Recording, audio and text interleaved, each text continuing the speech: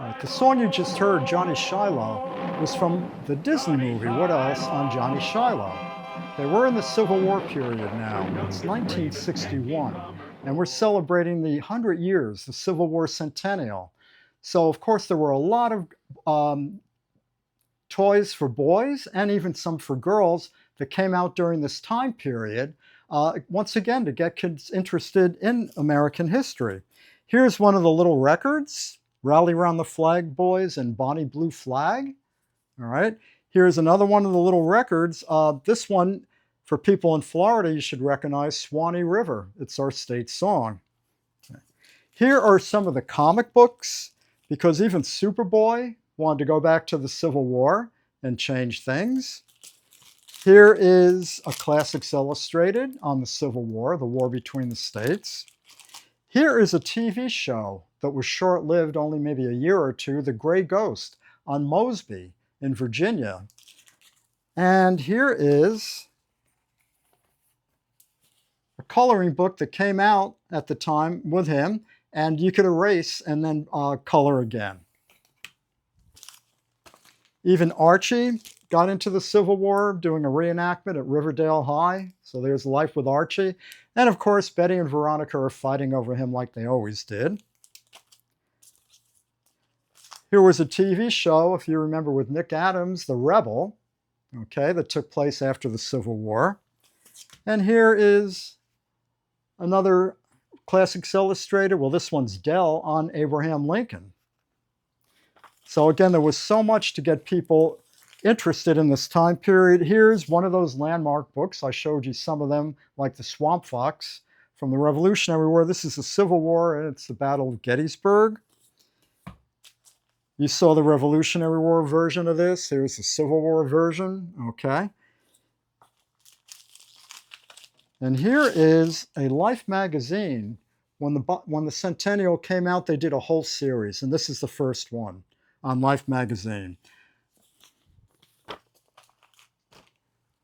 And of course, here is another Viewmaster. This one is the war between the states.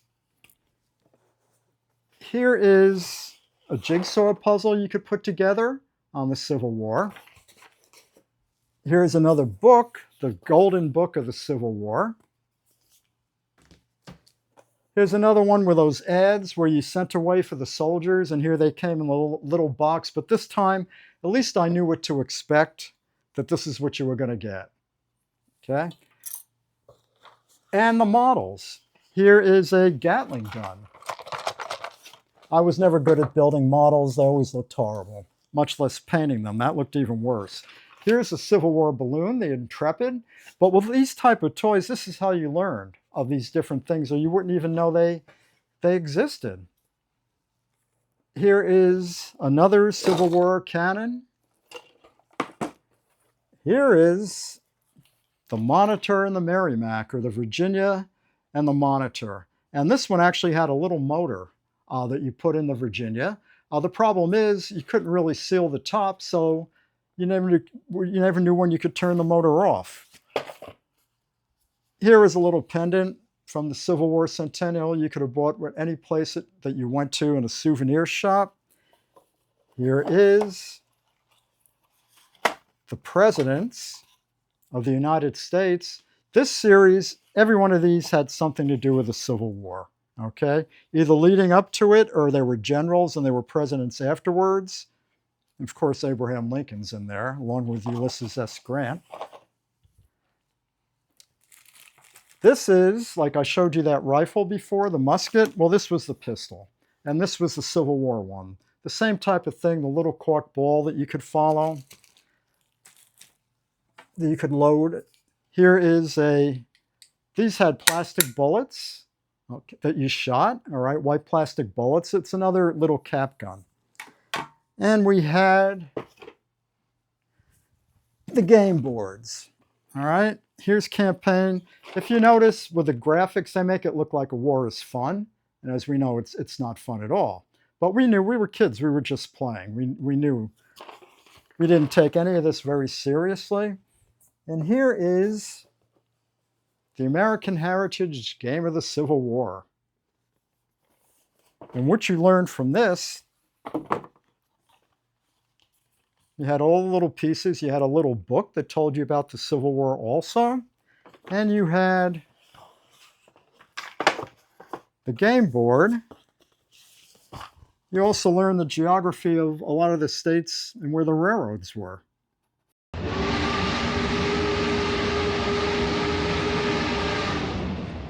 Did you hear that? The sound of a locomotive? Well, that's from Disney. Once again, the Great Locomotive Chase. And now he's getting kids interested in Civil War railroads, right? It was based on a true event that happened in Georgia. So here is the little record that came out with it. Here is, and they still sell Scholastic books, and this is one I had from when I was a kid on the Stolen Train, the Great Locomotive Chase. This is a premium that came in the cereal box, and you built one of the locomotives for the train. Here is the comic book, The Great Locomotive Chase, and it's Fess Parker that starred in it. Some of you might remember him as Davy Crockett. The Iron Horse Goes to War, another comic with all the Civil War railroads in it. A real-life comic on the Great Locomotive Chase. Model Railroader, and you're going to see a Civil War model railroad pretty soon. And here's the Model Railroader magazine with the little Civil War engines on it. Here is the Model Railroader magazine from the 1960s and how to build a Civil War layout. A lot of us all had layouts, if they were Civil War or not, in your paneled basement. That was a big thing to build a model railroad that was a 4x8 on a piece of plywood. Here is the train I had received for Christmas one year. Okay, the Tyco set. I managed to find one mint in the box, if you can believe that or not, but here it is. Okay, just like it was set up under the Christmas tree many, many years ago. And here is in the Disney magazine about the story of the Great Locomotive Chase. Once again, Walt Disney's magazine. And now we're going to take a look at what the Civil War model railroad looked like in the 1960s.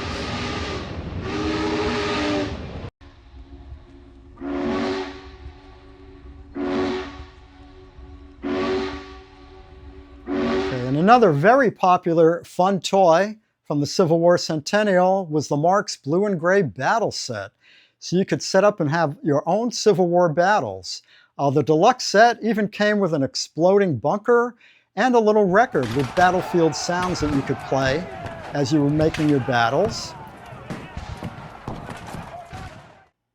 And the most fun toy of all, of course I had one, and all my friends had one in 1961, was the Johnny Reb cannon that came out.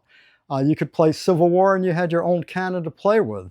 There was a large version of it and there was a smaller version of it. The smaller version of it was the Junior cannon and came in this little box. The big Johnny Reb cannon came in a box this big. Santa Claus had a miserable time delivering it and I had to hear about it when I was an adult. Anyway, the way you loaded it was you put the cannonball in and you put the ramrod down and load it. I'm going to fire the smaller one because this one could actually hit something in the house and damage it. So here we go.